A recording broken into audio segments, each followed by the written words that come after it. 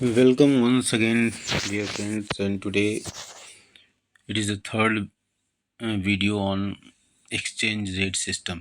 तो आज हम चर्चा करने वाले हैं fixed and flexible exchange rate के बारे में। उनके बीच में क्या की डिफरेंसेस हैं, बहुत क्या महत्वपूर्ण अंतर है दोनों में, उसके ऊपर हम चर्चा करेंगे। पहले हम देख रहे हैं fixed exchange rate system.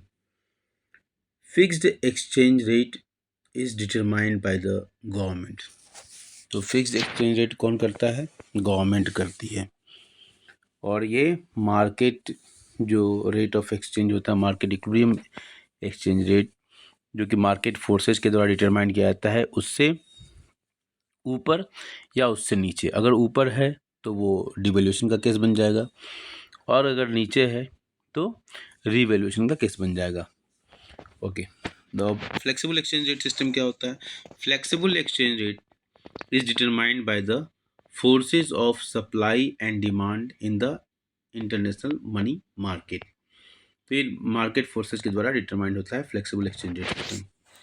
Fixed exchange rate system का दूसरा पॉइंट है changes in the fixed rate of exchange are planned and introduced by the government और the central bank of the country RBI in India. तो changes in the fixed exchange rate of exchange are planned and introduced by the government के द्वारा किया जाता है, और the central bank of the country RBI, government या central bank के द्वारा इसको किया जाता है। किसको? फिक्स्ड एक्सचेंज रेट सिस्टम को। जबकि फ्लेक्सिबल एक्सचेंज रेट सिस्टम के बारे में दूसरा पॉइंट क्या है? Changes in the flexible rate of exchange are linked to changes in the market forces of supply and demand. Third point है हमारा फिक्स्ड एक्सचेंज रेट सिस्टम के लिए, as set and maintained by the government, the fixed rate of exchange leads to point number 1 devaluation. Devaluation कब होगा? When the value of the domestic currency is lowered by the government. Government के द्वारा domestic currency की value घटा दी जाती है, और ये घटेगी कब? जब इक्विलिब्रियम एक्सचेंज रेट से वो मार्केट, जो कि मार्केट फोर्सेज के द्वारा डिटरमाइंड होता है, उससे ऊपर इसको गवर्नमेंट फिक्स करे। इसमें दूसरा पॉइंट है रीवैल्यूएशन, मतलब डिवैल्यूएशन और रिवैल्यूएशन। तो revaluation when the value of the domestic currency is raised bye the government, और ये होता कब है? जब मार्केट फोर्सेज से नीचे एक्सचेंज रेट गवर्नमेंट फिक्स करती है। थर्ड पॉइंट है फ्लेक्सिबल एक्सचेंज रेट सिस्टम में, as determined by the forces of supply and demand, flexible rate of exchange leads to first depreciation of the domestic currency. ये कब होता है? When the exchange rate rises. And appreciation कब होगा? Appreciation of the domestic currency कब होगा? When the exchange rate false.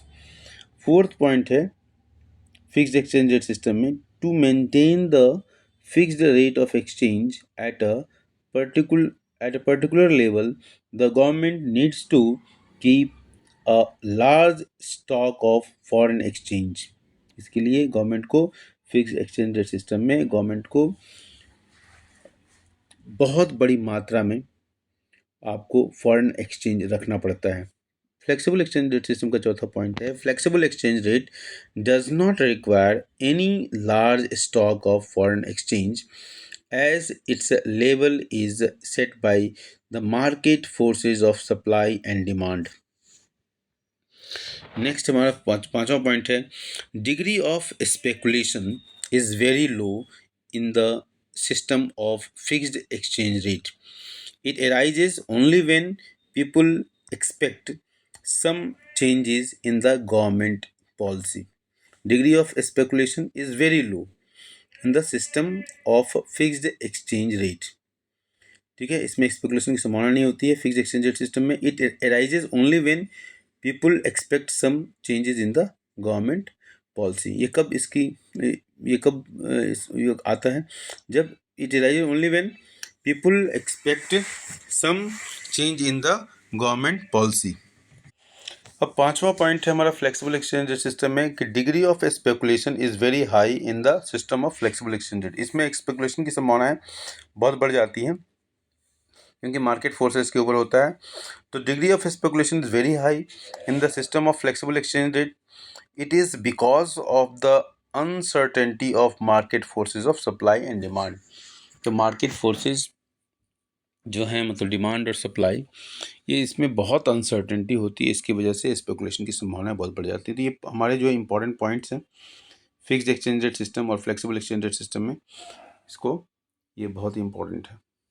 इसको exam के पॉइंट ऑफ व्यू से असर्शन रीजनिंग और कई तरह के क्वेश्चन से निकल सकते हैं, इसलिए इसको की पॉइंट को याद रखना होगा।